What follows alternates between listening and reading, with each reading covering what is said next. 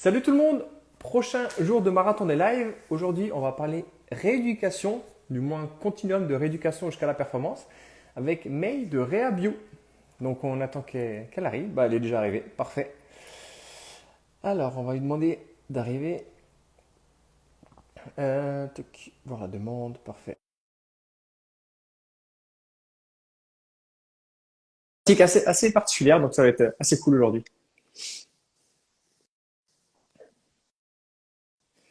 Elle se connecte.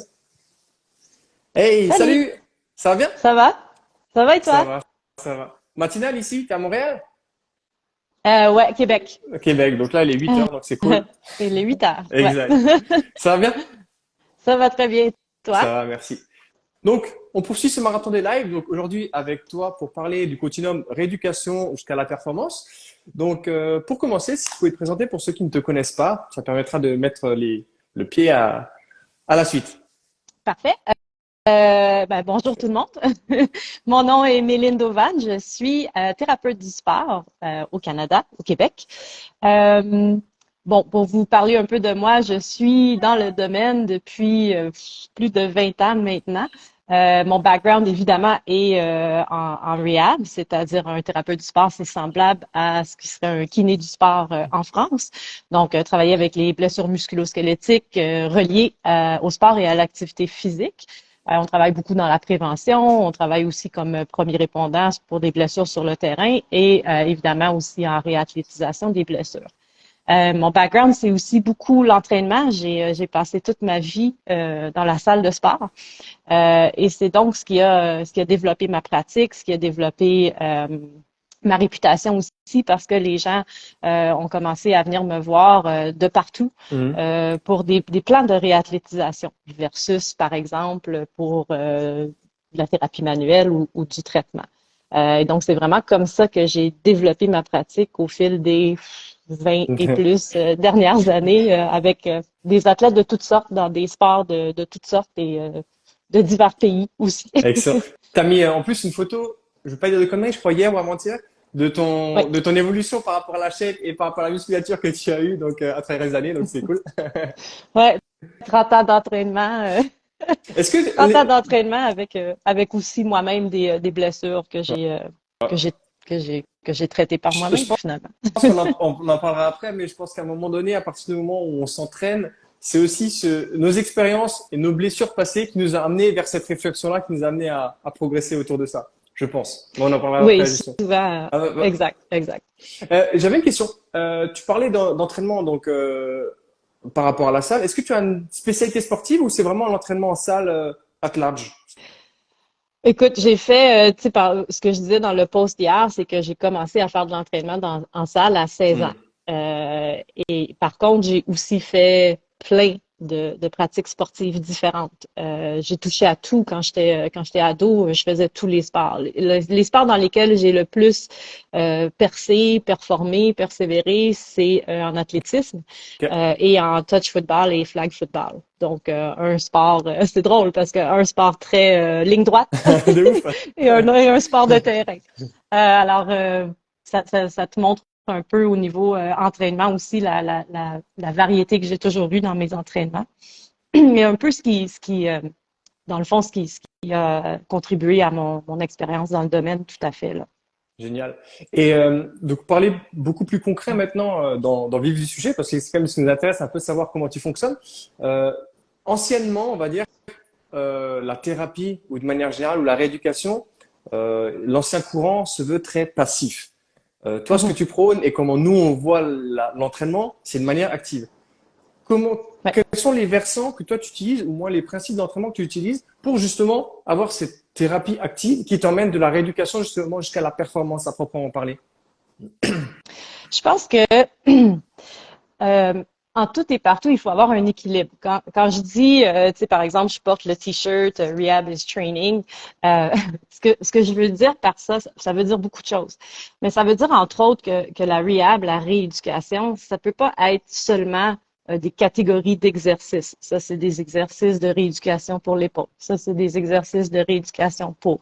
Il faut que ça soit comme l'entraînement, réfléchi, structuré, individualisé.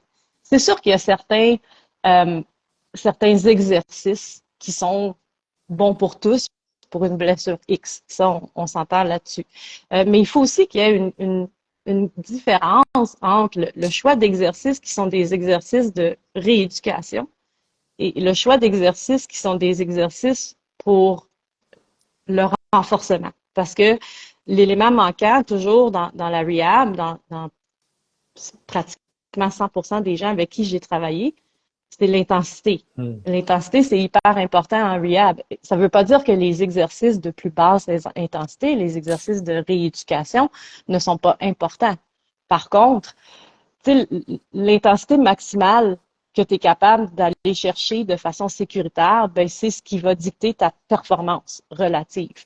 Et donc, si tous tes exercices ne sont que des exercices de rehab, de rééducation, ben, ces exercices-là n'ont pas une intensité vraiment suffisante pour créer des adaptations et donc ton niveau de performance va être égal à tes exercices de rééducation. Je ne sais pas si je l'exprime de façon très claire parce que il faut faire la part entre restaurer le mouvement Mhm. et, et ce qui est entraînement. On peut comprendre le mouvement sans comprendre l'entraînement et vice-versa. Tu vois, et quand on vient combiner les deux, ben c'est là qu'on peut avoir les meilleurs résultats parce qu'on fait et la rééducation, on a et les exercices qui sont faits pour réactiver des muscles qui sont inhibés, restaurer une conscience, euh, restaurer des coupes de force. Mais il faut aussi avoir des exercices qui sont axés vers la performance. L'équilibre de ces exercices-là va changer plus on se déplace le long du Hmm. continuum. Évidemment, plus je suis près de la blessure, ben, mon intensité va être relative à ce que je peux aller chercher de façon sécuritaire. Ça va être très différent plus je progresse dans ma Est-ce qu'on réathlétisation. pourrait parler dans ce cas-là d'un chaînon, on va dire, très isolé pour arriver sur quelque chose qui est beaucoup plus global et le mouvement spécifique en fait? C'est-à-dire que ben, je suis pas certaine de savoir ce que tu veux dire par un chaînon isolé. Tu veux dire que quand tu es plus près de la C'est blessure, ça. tu es plus Isolé, c'est ça. isolé, Tu ouais, vas c'est avoir ça, c'est une ça. plus grande, ouais, voilà. Tu vas avoir peut-être une plus grande proportion de trucs qui sont en Ouais, isolation, qui sont c'est très ça. axés vers la blessure. Mais cela dit, je pense que tu dois toujours avoir du global. Mais le Hmm. niveau de ton global, le niveau d'intensité, etc., va changer. Il va être relatif au client, au patient aussi. Mais ce que je dis souvent aux gens à qui j'enseigne, c'est qu'il faut que tu puisses voir une différence très claire entre les exercices qui sont des exercices de rehab, de rééducation, et tes exercices qui sont des exercices de renforcement.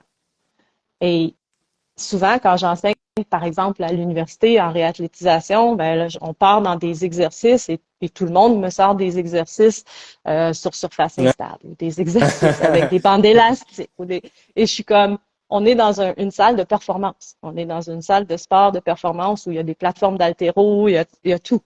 Et je suis toujours comme, mais lâchez-moi les élastiques. Là.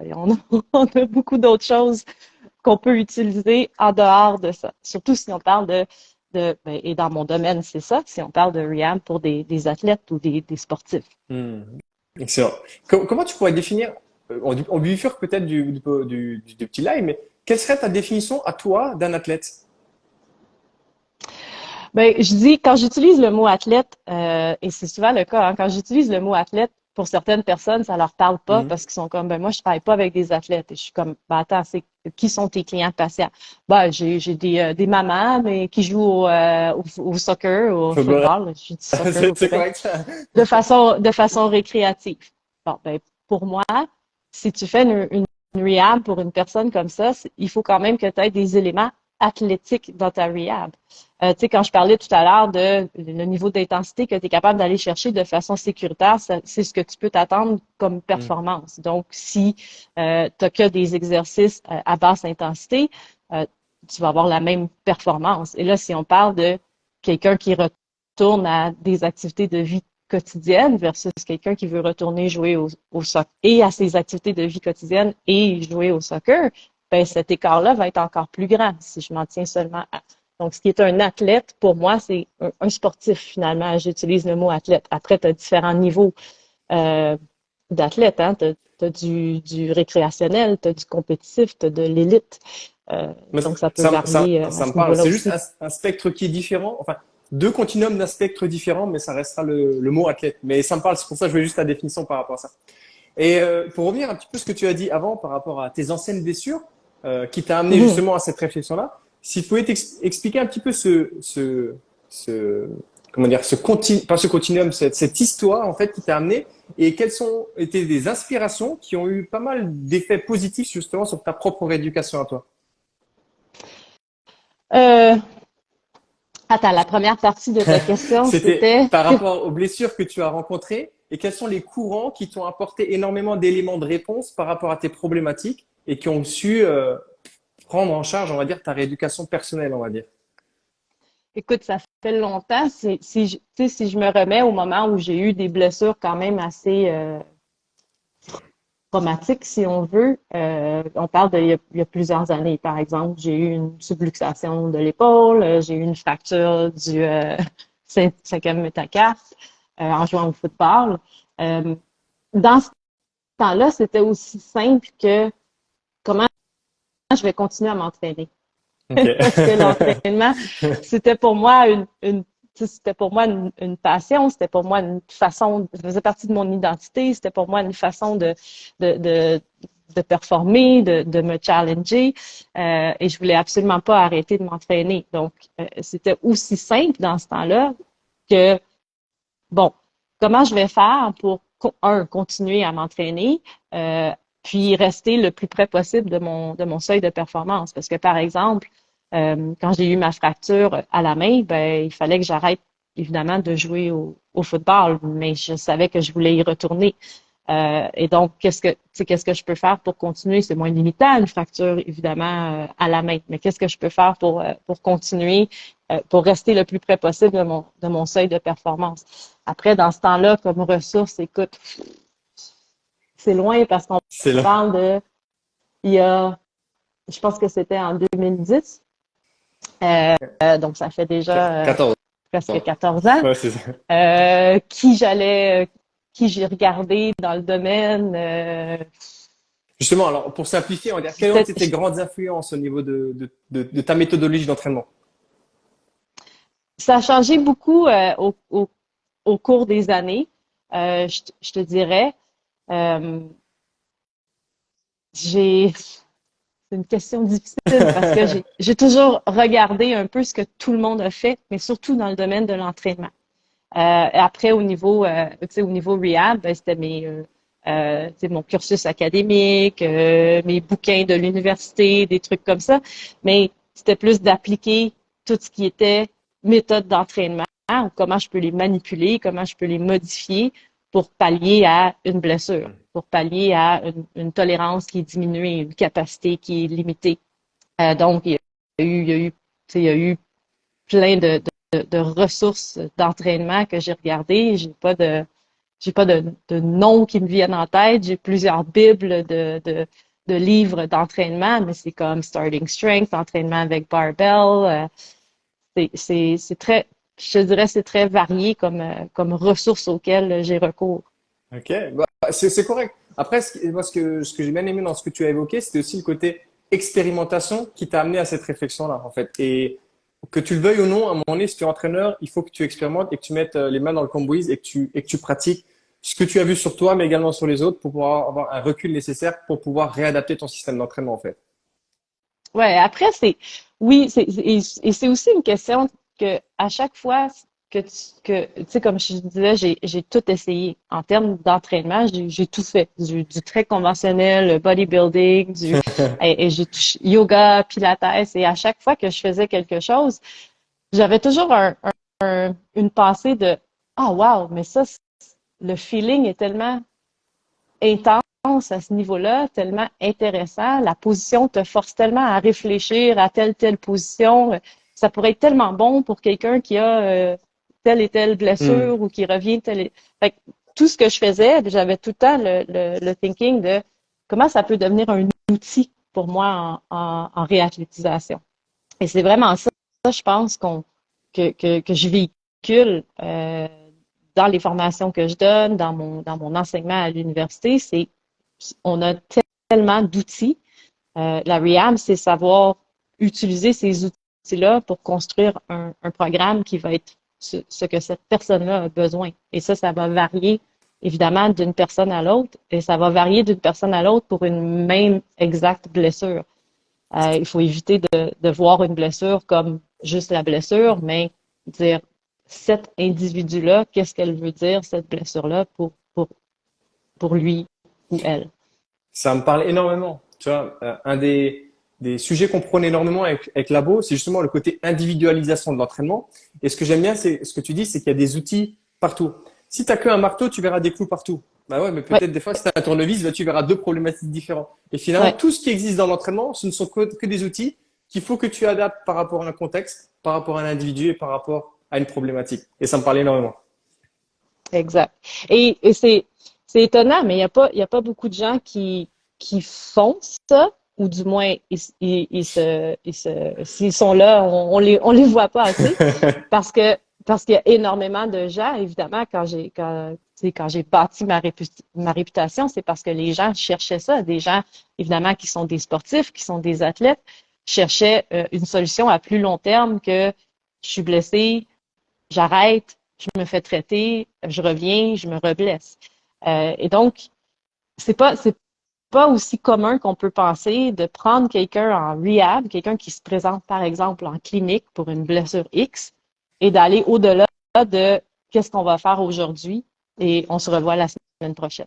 C'est de Hmm. vraiment faire, bon, aujourd'hui, on va faire une évaluation, on va faire un traitement, je vais retourner chez moi, je vais te construire un programme, la semaine prochaine, tu reviens, on va avoir une partie traitement et on va avoir une partie, je te remets un programme d'entraînement, je te montre chaque exercice.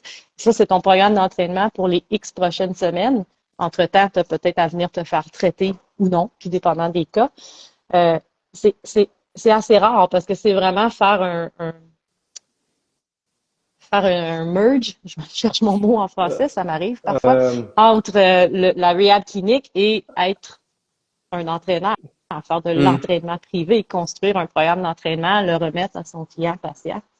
Il n'y a pas énormément de gens qui font ça. Il y a même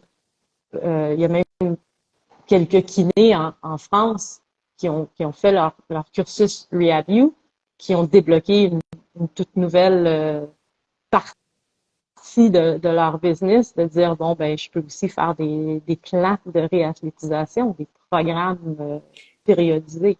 Parce que c'est le continuum logique finalement. Tu pars de la rééducation pour justement arriver sur le. Donc, ou alors, à mon sens, ça demande vraiment une bonne communication entre. On va dire en Europe, c'est très scindé. On va dire, tu auras le kiné, même s'il fait un peu de prépa physique, et tu auras le prépa physique. Et en Mhm. fait, ce qu'il faut, c'est une très bonne communication entre les deux, justement d'arriver du cursus de la rééducation jusqu'à la performance. Ça demande soit une très Ouais, bonne connaissance et un très bon recul, ou alors une très bonne communication. Et nous, on met beaucoup en avant justement cette communication intra ou pluridisciplinaire, où chacun doit mettre ses compétences et son champ d'expertise pour le bien de la personne, en fait, finalement. C'est ça l'objectif. C'est pas avoir son ego et dire, ouais, moi, je fais tout. Non, c'est pas toi. C'est exact, d'abord lui, parce que c'est lui qui souffre, c'est lui qui a des problèmes, etc. exact. Et c'est sûr que, tu sais, si tu regardes le continuum, tu as la blessure, tu sais, t'as réadaptation, tu as entraînement, puis après ça, tu as entraînement spécifique au sport, par exemple. Mm. Donc, tu as le thérapeute à une extrémité et à l'autre extrémité, tu as le préparateur physique. Et à un moment donné, on va se rejoindre. C'est ça. Par contre, si j'ai un thérapeute qui peut aller plus loin vers la performance, puis j'ai un préparateur physique qui peut venir chercher le client ou le patient plus tôt dans le C'est ça. continuum, ben cette personne-là, je suis certaine qu'elle va être encadrée tout le long. Ce qui arrive actuellement, c'est que dans un monde idéal, dans le sport élite, souvent, tout se passe bien parce qu'il y a une équipe multidisciplinaire autour de ça, c'est super bien encadré. C'est pas la réalité de la majorité des athlètes. Tu sais, tantôt, tu Mm. me demandais de définir athlète, c'est un sportif. C'est ça. Il y a plein de sportifs qui sont passionnés de leur sport, qui le pratiquent quand même à un haut niveau, mais qui sont pas dans l'élite où est-ce qu'il y a un entourage, où est-ce qu'il y a des médecins sportifs, des kinés, des préparateurs physiques, puis que tout le monde se parle et que, bref, ces gens-là se retrouvent souvent dans le néant après une blessure parce que Ils vont aller dans une clinique conventionnelle, ils vont se faire traiter et après, ben, ils ont plus ou moins d'exercices à faire, ils ont plus ou moins d'encadrement et peut-être qu'ils sont en contact avec un entraîneur, mais l'entraîneur est pas tout à fait assez confiant pour vraiment venir les chercher au moment X où est-ce que ça serait crucial. Et donc, il y a un déconditionnement qui se fait. Puis là, au moment où l'entraîneur embarque, bon, ben, OK, peut-être que je n'ai plus de contre-indication, ma blessure est guérie, mais je suis complètement déconditionnée. Tu sais, c'est juste, comme tu dis, c'est c'est pour le client, c'est C'est pour le ça. patient, c'est pour s'assurer qu'ils peuvent être accompagnés tout au long. Et qui va les accompagner tout au long, ça va changer. Mm. Mais ça peut être le thérapeute qui l'amène un petit peu plus loin, l'entraîneur qui le prend un petit peu plus tôt, ensuite le préparateur physique ou le coach de l'équipe sportive aussi, eux aussi font partie d'eux. Et ça prend le plus possible si on peut avoir une transition qui se fait bien entre l'un et l'autre, ben moins on va avoir d'écart, moins on va avoir de gens qui se retrouvent finalement dans le néant. Et 100%. Il c'est, faut que ça se fasse de manière collégiale pour le bien de la personne. Et des fois, il faut laisser un ouais, peu l'ego. Et juste nuancer un petit peu ce que tu dis. Dans un monde idéal, et après tu as dit, dans le très haut niveau, c'est toujours bien fait. Ouais, il y a la théorie et la pratique. Parce que pour être beaucoup dans le haut niveau aussi, on voit que aussi bien, il y a les ressources qui des fois font que, en pratique, des fois, tu dis, ah ouais, ok. Bon, mhm, à nuancer. Mais c'est quand même, en généralement, mieux que l'athlète, on va dire, sportif lambda, on va dire. ouais. Ouais, c'est sûr qu'on retrouve aussi j'en ai vu des athlètes qui étaient dans l'élite, qui ont eu des blessures et que au moment où je les évalue, ils ont des petits trucs qui C'est clochent. ça. Mettons. On se comprend. Et, et quand, et quand je leur demande, ben, ça avait l'air de quoi ta rehab? Ben, j'ai fait ci, j'ai fait ça. Et encore là, je réalise qu'ils ont fait les catégories d'exercices de rehab pour la blessure X, tu C'est vois? ça. Donc, si on fait si on fait une même recette pour tout le monde, on peut pas dire qu'on a vraiment individualisé. Et il y a une partie de la rehab qui est protocolaire, c'est sûr. Une reconstruction du ligament croisé antérieur, il y a un protocole à suivre post-op et tout ça. Mais après, chaque athlète est différent. Donc, après le protocole initial, je veux dire, et même par-dessus le protocole initial, il y a de l'individualisation à faire. Qu'est-ce que cet athlète-là a besoin? Euh, c'est ce qui, souvent, c'est ce qui manque. On n'a pas, je pense qu'on dit qu'on individualise, mais en réalité, plus ou moins. Ouais. Excellent. Le temps, il file. On va centrer un peu vers la fin. Est-ce que si tu pouvais, si tu pourrais trouver, est-ce qu'il y a eu un game changer pour toi dans ta vision dans l'entraînement, à travers toutes ces années, toutes ces expériences que tu as eues à travers le temps? Un game changer. Je suis super mauvaise avec ces questions parce que je suis le genre de personne que tout, tout, tout est une expérience dans la vie. Tout t'apprend quelque chose. Alors, je Mais sais pas, en vrai, c'est comme correct. un élément game changer, c'est En vrai, difficile. J'ai toujours de la difficulté à c'est répondre à ça. il peut pas y en avoir. Tu sais, moi, dans ma vision de l'entraînement de manière générale, c'est chaque élément t'emmène à une réflexion supplémentaire et que chaque élément t'emmène à un système global. Et des fois, trouver juste un truc, tu dis, ah, fuck, c'est dur, quoi. Donc, en fait, c'est correct s'il y en a Ouais, pas. C'est pour ça que, par rapport au fil de la discussion, je me dis, on verra ce que ça va donner cette question. Et bah, tu confirmes comme quoi, bah, il y en a pas eu. En fait, c'est juste un élément, une somme d'éléments qui t'a amené à cette réflexion-là et c'est totalement correct. ouais, voilà. Ouais, c'est l'expérience d'une vie, hein, finalement. Si je commence à avancer en âge, c'est l'expérience d'une vie. C'est beaucoup de, comme tantôt tu me demandais des personnes ressources, des Hmm. trucs comme ça. Et encore une question que c'est difficile pour moi de répondre parce que euh, je lis un peu de tout, je regarde un peu de tout, j'absorbe d'informations un peu de tout et de façon ouverte aussi. Donc, c'est souvent difficile pour moi de dire ah ben cette personne-là c'est la meilleure ou Hmm. c'est d'aller chercher les informations puis de comprendre ben comment ça peut s'appliquer dans ma pratique à moi euh, d'être capable de par la suite utiliser dans le pratique ces informations-là parce que comme tu disais tout à l'heure il y a la théorie La Après, pratique. il y a la pratique, hein. En théorie, c'est la même chose. En C'est théorie. ça. Personne vit en théorie. C'est ça. Dernière petite question. Est-ce qu'il y a une chose que tu conseillerais absolument aux gens de pratiquer au quotidien?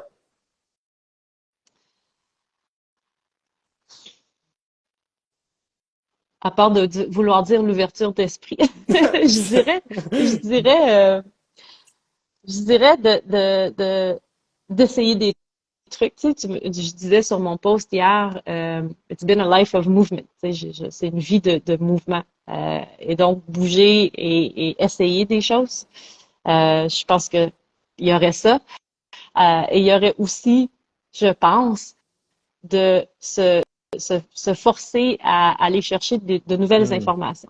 Tu sais, moi, j'arrivais, comme quand j'ai un client patient qui arrive avec une blessure X, même si c'est une blessure hyper courante, ben souvent, je vais aller faire des recherches, je vais aller lire des articles parce qu'il y a quelque chose que cette personne-là me dit par rapport à son historique de blessure, euh, par rapport à ses symptômes, à ce qui déclenche ses symptômes, par rapport à peu importe.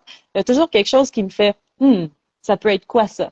Et même si c'est une blessure hyper courante avec laquelle j'ai super l'habitude de travailler, ben, je vais aller faire de la recherche, je vais aller lire des articles, je vais aller lire autant des articles scientifiques que des ressources de gens qui travaillent dans le domaine de la rehab pour aller chercher de nouvelles informations. Et quand tu fais ça à chaque fois que tu as un client ou un patient avec une problématique X, ben, veux pas, à tous les jours, tu es en train d'apprendre quelque chose de nouveau.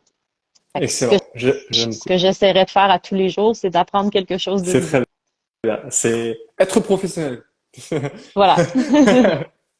Bah, écoute, merci beaucoup pour ce temps passé lors de ce live.